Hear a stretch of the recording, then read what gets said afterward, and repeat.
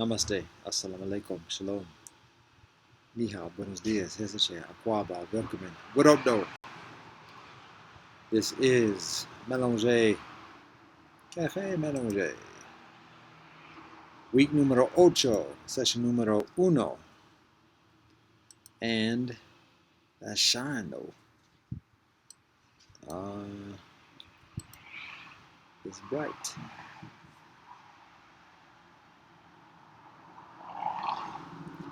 So, to be honest, actually, today is Diwali. And just an FYI for future reference, being Diwali, it is also an Upasada day. It is the new moon. And so, new for new moons and full moons, Upasada days, ain't no joints for future reference. So I said earlier the past week that God willing there'll be one today without looking specifically on the schedule. So that's my bad. But because I do that, because I said that, and because I invoke the divine providence, inshallah, Baruch Hashem, Bezrat Hashem, God willing, I'm doing it. So here I am, 20 minutes after the hour, 20 minutes, minutos. So anyways, just for future reference, full moon days, new moons, off days. And today is a particularly auspicious day, Diwali, celebration of that shine though. So anyways, that's what we're dealing with today. I've got a partial kosa, shows. I guess that's the blend. Kosa and shows. Shows is the same word en français. And then I've got a full kosa. And the partial kosa, actually, I'll say what it is. It's about, again, it's a topic of sex. If I look at that again. But it's actually a continuation of a couple of different conversations. One talking about sex as a cipher and the bond, the lifelong bond that is established regardless of where the people go afterwards, what the people do afterwards, what the people say beforehand, and additionally, a lifelong bond.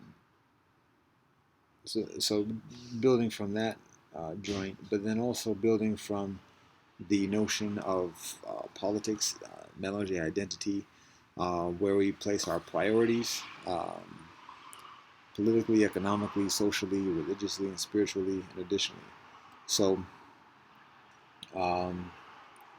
basically, it's a partial kosa because I have yet to kind of go through all the steps.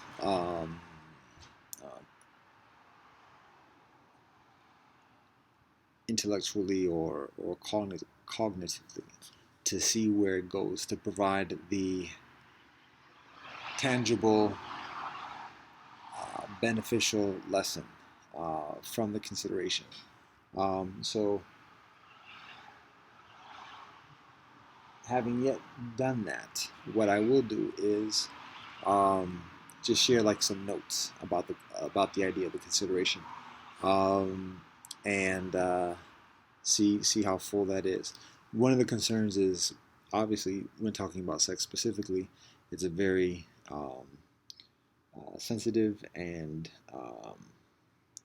important topic, and it's very important to be mindful and to be concentrated when talking about this, and purposeful, and to abstain from, or to be as clear in the communication as possible. And so one of the concerns is when talking about myself, because there are some thoughts that I share about myself, to understand the purposefulness of that, so that amidst the egotism and the chauvinism and the bias, and additionally, there's additional, further purposeful reason that is understood readily for me communicating what I communicate. So rather than me doing ego boasting or like, oh yeah, back in my day, when talking about my past reference or my past history, it's relevant and it's important to understand, particularly considering the lessons that I learned afterwards, Um, but it also can be perceived as me being egotistical about me talking about my past and looking, uh, being chauvinistic or selfish or whatever, and simply perpetuating the transgressions that I previously commit, in many of which I have yet to make full amends. And I'm uncertain if I may ever be able to in this life, if it's even possible. But anyways, digressing. So the consideration about this, the notes, is that um,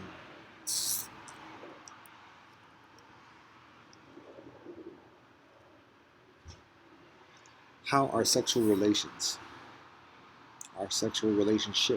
or ships, um, influence our economics, influence our politics, influence our spirituality and religiosity, um, and our social relationships, our comprehensive relationships, but particularly political alignment, and political alignment along ethnocentric lines. Um, so uh, the consideration is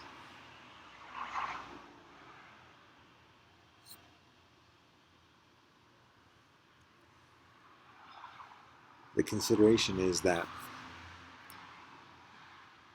again, when two people have sexual intimacy with each other, there's a bond that's formed.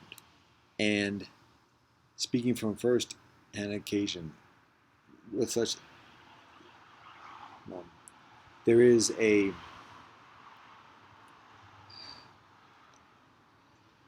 onus, like a charge, a responsibility, a call, um, that a man experiences, um, seemingly in one of two directions: either alignment with the group of the woman, um, particularly if she's part of the same group, ethno group or cultural group of the man, then it's like, oh, you bit some of the fruit. Oh, now you got to pay for it. Now you got to like contribute to the community.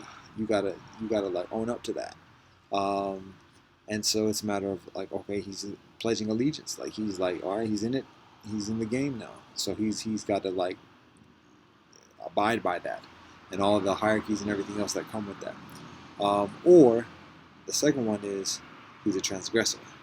He's not abiding by the allegiance and the not conforming to the norms, and additionally, and basically, it's a conquest. And it's like, oh yeah, I did this and that and the other, even when it's within his own group. And that becomes an increasingly individualistic kind of endeavor within life, of being out for me, myself, and I.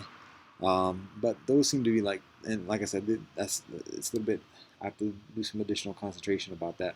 But those seem to be like the two things: whether he accepts the responsibility or he doesn't accept the responsibility. Um, Now, if it's a woman who's from a different group than his own, then there's that calling into question, because he's for life, one way or the other. He's always going to have responsibility for his own community, or communities, particularly in the consideration of being mélanger. But if the woman is from a different group, then, oh, is he gonna do the honorable thing, be married with her? And additionally, but even further, just, is he going to be aligned with the politics, the priorities, the issues, the cause, the struggle, well, of her community? Um, and so that's politically, economically, religiously, spiritually, socially, comprehensively. Um, and so there it is. Now, again, in the consideration of mélanger, well, here's the thing. In doing that, a man can assimilate into her culture, or the woman can assimilate into his culture, um, and just and be acknowledged as such by all the communities in consideration. Whether it's being considered a sellout by giving up one's own thing, or bringing in somebody and having captured somebody from the other side or whatever. So there are all those innuendos and stigmas and everything else, which is part of the difficulty of being melange. One of the challenges, one of the invitations for triumph and victory. But all that plays a part in it. So uh, now, then went as being melange and being in having sexual intimacy with someone from another group, even within one's own group, there's still going to be that melange experience. There is what can be considered a strengthening of that identity and that commitment, that alignment within melange. Um, Intrinsically, that's expected. Um, and then the consideration of whether people uh, accept that, own up to it, abide by that, honor that. So when I talk about my personal experience, there's the consideration of whether the fact that I have historically sexual intimacy with women from other ethnic communities, whether that's one of the reasons why I am so entrenched in this melange cause. That's a legitimate consideration, just as it is for anybody who's had a similar experience in one way or another, monoethnic or melange. Um, but it's something to consider for those who have such experience, for those who are considering such experiences, such being in a relationship with somebody from another ethnic community, or just being melange and having a relationship with anyone. The what some of the consequences are beyond our volition, beyond our choosing and individualism, um, because those uh, prices are actual. Um, those costs, those expectations, um, serious. Um, so, anyways, that is an initial consideration. Partial it is, um, but that is what I share for the moment. Um, Now here's the deuxième cosa.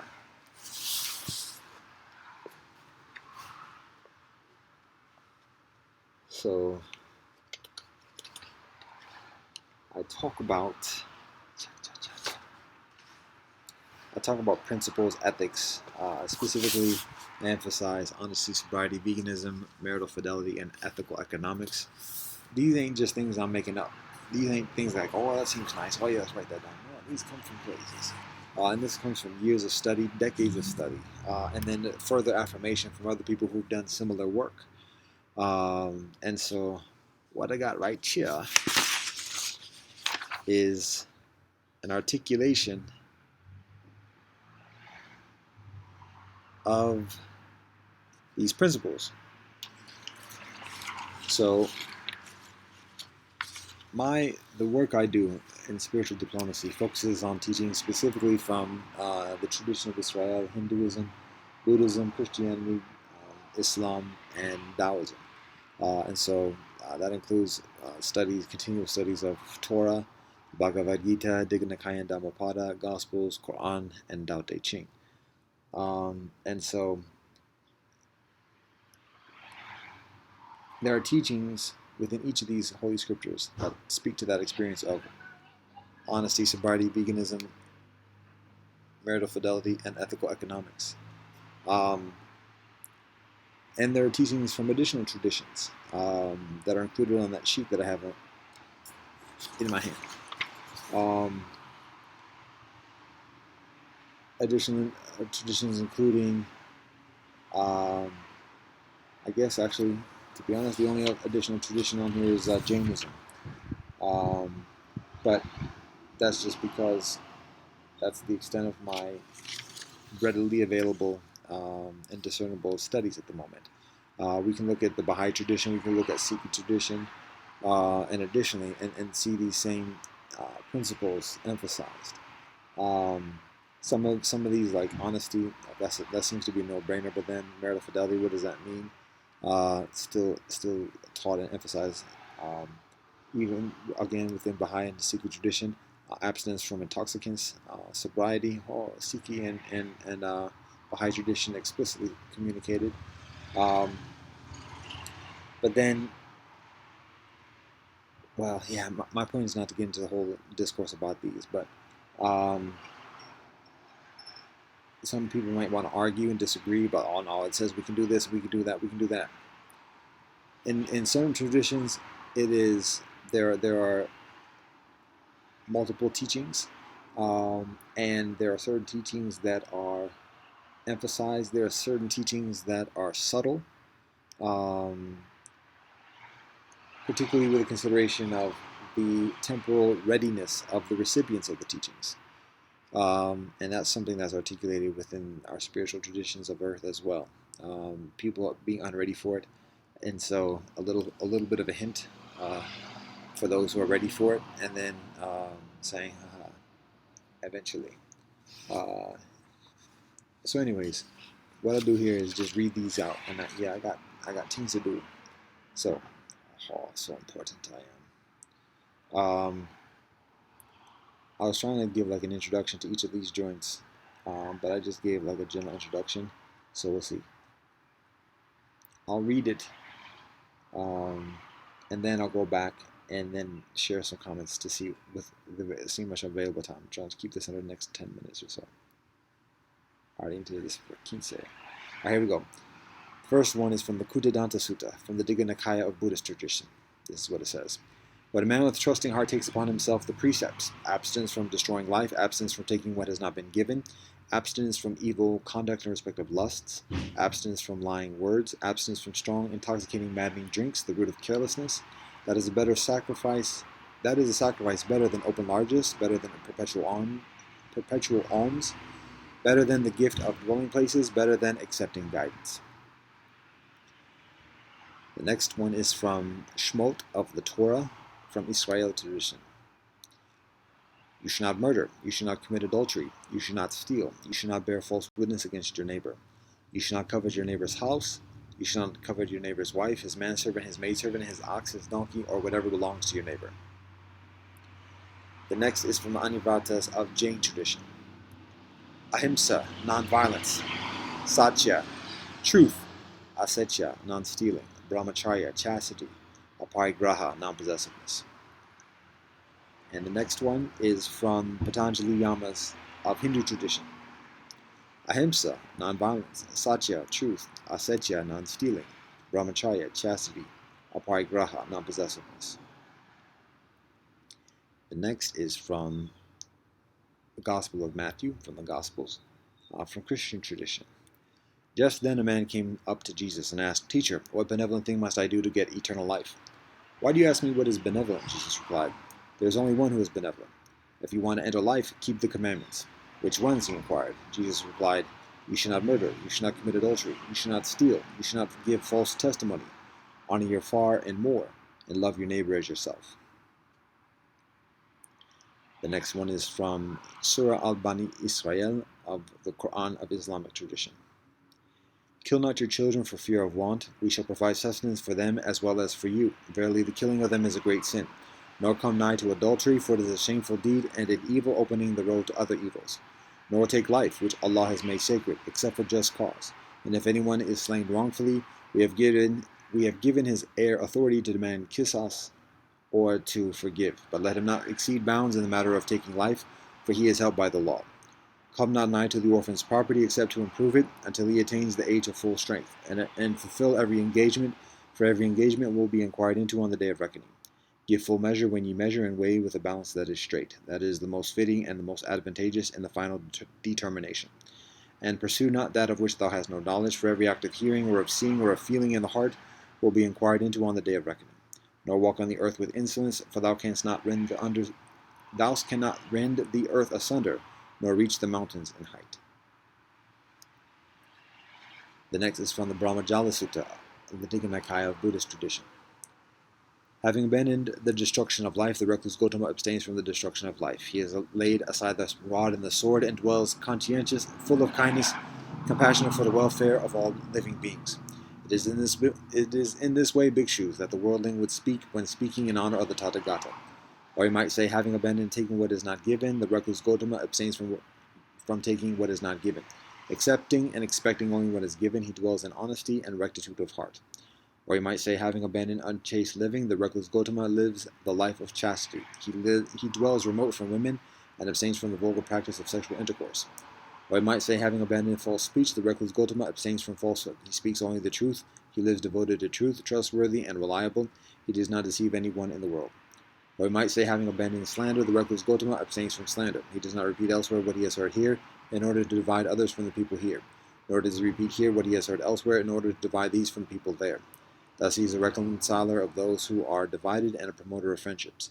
Rejoicing, delighting, and exulting in concord, he speaks only words that are conducive to concord. Or we might say, having abandoned harsh speech, the recluse Gotama abstains from harsh speech. He speaks only such words as are gentle, pleasing to the ear, endearing, going to the heart, urbane, amiable, and agreeable to many people. Or we might say, having abandoned idle chatter, the recluse Gotama abstains from idle chatter. He speaks at the right time, speaks what is factual, speaks on the benevolent, on the Dhamma, and the discipline. His words are worth treasuring, they are timely, backed by reason, definite, and connected with the benevolent. The next is from chapter Uno of the Tao Te Ching of Chinese tradition. The Tao that can be spoken is not the eternal Tao. The name that can be named is not the eternal name. The nameless is the origin of heaven and earth. The named is the more of myriad things. Thus, constantly without desire, one observes its essence.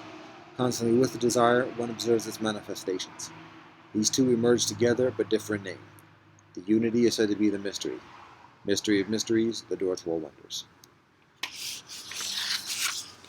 So those are the joints. I'll see how much I can give it like a brief explanation of each one. And there's only one actually that I observed, that I perceive requiring a certain amount of explanation of why it's included in this listing. So the first one, Kuddhadanta Sutta of the Digha Nikaya Buddhist tradition, pretty much explains it straight out, all five principles. Absence from destroying life, absence from taking what has not been given, absence from respect in evil conduct in respect of lusts, absence from lying words, and absence from strong, intoxicating, maddening drinks. That's all five right there. So that's one of the reasons why it's first. So, there it is. Now, so what's the context? So basically, a person was asking the Buddha about living a righteous life, and there was a series of like what's like where from where he is at that moment, what would be the thing to live a righteous life? And so the Buddha says, here's something you can do. And the guy says, okay, all right, I can see that. Now is there anything better than that? And then the Buddha says, well, now here's what you can do. And so the guy's like, okay, that sounds nice too. How about next? And so Buddha said, well, now here's what you can do. And so actually those were listed at the end of it. Better than perpetual alms, better than dwelling places, better than open larges, better than perpetual alms, better than dwelling places, better than accepting guidance. So this was like the fifth one in a succession of like steps of upping one's righteous game. Now, to be honest, I'll say it at I'll leave it there. That's what the Buddha communicates. It ain't even this ain't the top of it, but the Buddha says that it's up there. The next teaching is from Shemot, the Torah of Israel tradition. This is actually the concluding 5 commandments of the 10 commandments. So it's the 10 commandments right there. That's how authoritative it is, even within the tradition of Israel, within Judaism. Again, it's 4 of the 5 that are directly aligned. Not murder, not committing adultery, not stealing, not bearing false witness. Now the 5th one was not coveting. And then you say, well, we can drink all we want. Well, again, we can talk about that, particularly if you're not a Levi. And if you're not giving offerings. Oh, interesting right there. So there's that consideration and conversation. The next teaching is the Anivratas from Jain tradition. And so these are actually, there's also the Mahavrata, which is the large or the great vow that monks make within the Jain tradition as a distinguishing factor of and discipline and leading a righteous life. And so again, 4 of the 5 are right explicitly lined up. Not ahimsa, asatya. Let me say it again. Ahimsa, satya, asatya, brahmacharya, and aparigraha. Non-violence, truth, non-stealing, chastity, and then the 5th one is non-possessiveness. So again, you say, what about sobriety, intoxicants? Actually, within Jainism, it's also prohibited. So that is just not included as one of the 5. So it's a fundamental, basic teaching. Premise and foundational teaching within Jain tradition, as it is within Buddhism and Judaism the tradition of Israel. The next teaching is the Patanjali Yamas. You might notice it's the exact same as the Mahabharata. Very interesting. I have yet to read up significantly on that conjunction. And to be honest, my familiarity with Patanjali is comparatively modest. It's distinct from the writings of the Bhagavad Gita or the Upanishads with which I am increasingly familiar. But Patanjali is a Hindu religious leader, scholar from over 2,000 years ago, those years ago, and he writes these basic, he writes a number of patents that provide a summation of all Vedic teachings and discipline, and this is one of the teachings that he provides accordingly. So, if you go to the Bhagavad Gita and the Upanishads, as much as I know, I'm increasingly familiar with the Bhagavad Gita, and moderately familiar with the Upanishads. To be honest, I have to be careful of what I say about the Upanishads, because there may be an explicit listing of the five or a large number of the five.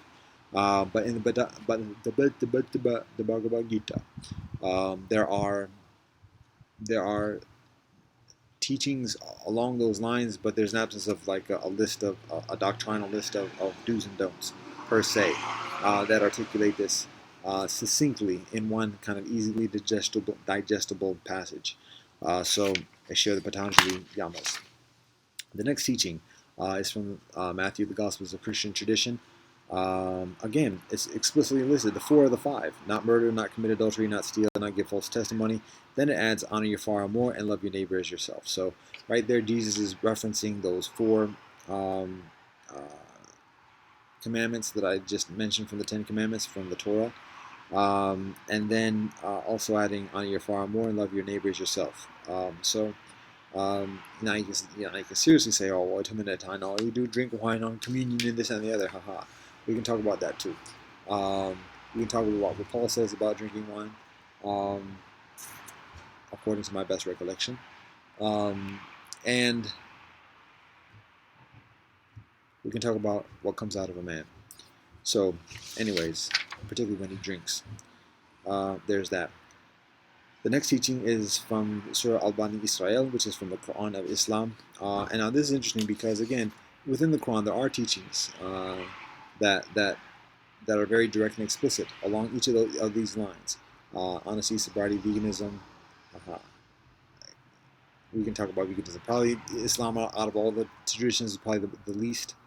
Well, I don't want to say least or most, but there are strong arguments to the counter of veganism within Islam in the Quran. But marital fidelity and ethical economics are explicitly written, explicitly taught and included throughout the Quran. This is one passage where it's kind of all included in one passage in a comparatively succinct manner, which is why it is included within this list accordingly. It begins by not killing children, by not committing adultery, and then it goes on again to say not taking life, except for just cause. But even then, don't be excessive, because the person who would benefit from that is held by the law, and there's other ways of getting justice. Give full measure. So right there, ethical economics, but also honesty. Not stealing from orphans. Again, honesty, ethical economics. And then not pursue that which thou hast no knowledge. And again, honesty, feeling that every act of hearing, seeing, and feeling in the heart will be inquired into on the day of reckoning. Honesty. So there's that. Now you go, what about sobriety? Come on, it says in the Quran very explicitly not to drink. It says there's a little bit of benefit and a lot of harm, and the harm further outweighs the benefit. Don't drink. So there it is. Now, the next teaching again is going back to Buddha tradition, the Brahmajala Sutta of the Digha Nikaya, and it basically re-articulates the four of the five. It didn't include in this particular listing the sobriety, but it's very safe to say it's very much explicitly prohibited, or I should say prohibited, because Buddha doesn't talk in that way. It just says it's admonished within the Digha Nikaya Buddha tradition. So this passage is a different sutta. It's actually the first sutta of the Digha Nikaya, and basically to give some reference of what the significance of this teaching. Basically, the Digha Nikaya begins. The long discourses of the Buddha begin by describing how another spiritual teacher and a student were following in a procession of Buddha and the Sangha from one place to another, and the two were the teacher and the student were arguing against each other about the teachings of the Buddha, and then the Buddha's disciples kind of observed this and then were like relayed this back to the Buddha eventually, and so the Buddha was like, don't get caught up in what people say about us. If you get mad at them, that's going to judge you. That's going to cloud your judgment. And if you get happy about it, that's going to cloud your judgment. Just look at it factually. Is it accurate? Is it inaccurate? And make a determination accordingly. Then the Buddha goes on to describe how there are people going to talk about us, and if somebody wants to like praise us and like, or I don't want to say praise, if someone wants to honor us, I only say praise when it comes to God. If somebody wants to honor us, and this, then this is what they might honor. And even then, those are like the minimal things. That's like the minor details of mere morality, is what it's called, or mere virtue. Um, so it's not even like the greater teachings, or the greater discipline, or the greater awareness. But it is relevant. It is appropriate. But so the people of the earth, people of the world, who are celebrating our cause, our way, our walk, a lot of them might talk about this. And so he lists what those basic disciplines are: abstinence from destroying life, abstinence from unchaste living, abstinence from taking what is not given, abstinence from false speech. And then it goes on to describe even further what kind of communications: slander, harsh speech, idle chatter, stuff like that. All that is considered as a part of uh, greed, hatred, delusion.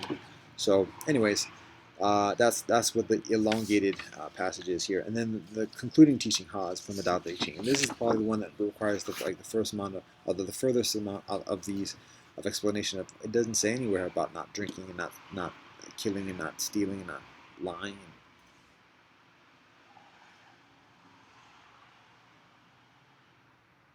not committing adultery. Um, yes and no. Because first of all, the Tao Te Ching is a different type of document. It is comparatively non-doctrinal. It doesn't. It does provide certain guidance about what to do and what not to do, but it seems from being doctrinal in the sense of, do this, don't do that, and listing it out and being kind of like carrot and stick about it. So, but if you read it, if you study it, then you see that it does say that. Um, it does give very specific guidance about humility, about acting without action, about non-interference, about non-imposing upon others.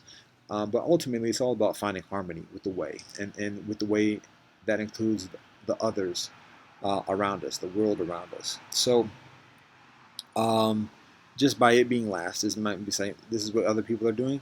Find peace with that. Find harmony with that. Find connection and relationship with that.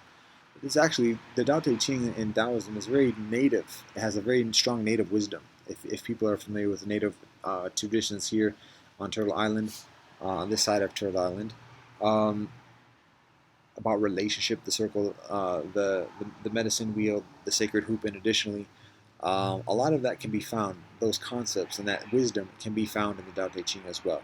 Um, but here, something else that can be found also is desire. Um, the teachings of humility, shui, and additionally are there about nature, and the principles of nature being applied to governance and our interaction with other people and other beings.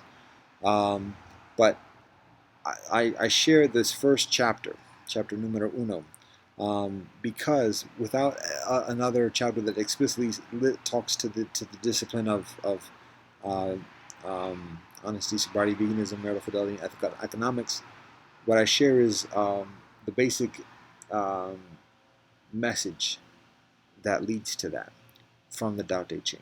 And it's chapter uno. And it first begins by saying the Tao that can be spoken is not the eternal Tao. So right there, it's like I can tell you exactly what it is, but even then, that's not exactly what it is. So it's a matter of being aware of that accordingly, knowing what is communicated, but also knowing that there's something beyond that as well. Being mindful of that, being honoring that. So there's that. But here's like what's the most probably the most proximate element from this particular passage. It is this. Thus, constantly without desire, one observes its essence. Constantly with desire, one observes its manifestations. So it's that notion of desire. When we are without desire, when we're not being selfish about our intentions and our aspirations, then the universe opens up to us. And we see the essence of the universe. But the exact second we start to become selfish, that we say, oh, I can do this with that, I can do that, ho ho. Now we're only seeing the manifestations. We're only seeing the consequences. We're seeing the results. We're seeing the aftermath. And without saying one's greater than the other and one's lesser than the other, it's just a matter of understanding the nature of the distinction. And the purposefulness, the applicability, and additionally. And so I also highlight that passage because this is exactly what the Buddha teaches about desire. Dukkha, life is suffering, dukkha. And suffering is caused by our desire, our insatiable desire. And it is when we cultivate a discipline to hone a purposefulness within our desire that we find the path towards nirvana. And so Lao Tzu right here is talking about the same thing, about desire. Now Lao Tzu does it in a different way, with a different kind of language and a certain different type of gentleness. But it's the exact same thing, of understanding the harmony, understanding the nature, and recognizing that when you're without desire, when we are without desire, the universe opens up. And when we begin to have desire, the universe closes. And so each of those things of dishonesty, intoxication, taking life, killing life, oppressing life, sexual indiscretion, and oppression, unethical economics, all those are factors of desire. And that's, other than saying that just live like a non-entity throughout life, partake of the earth, partake of interaction with others, and additionally, but with purposefulness, not with desire, with an intention of altruism, and one's own well-being included within the altruism. Altruism. So one is included within that. So it's not a matter of being selfless or self-sacrificing per se. It's a matter of balance and one existing within that balance. So when there is that purposefulness, it's beyond desire. It's purposeful. And so it's righteous. And that's what the Tao Te Ching teaches as well. And that's what I'm going to leave it at. So mañana, God willing, we will have a next session. That is what I have to share for today. Cafe Menage. Hey, what do you say?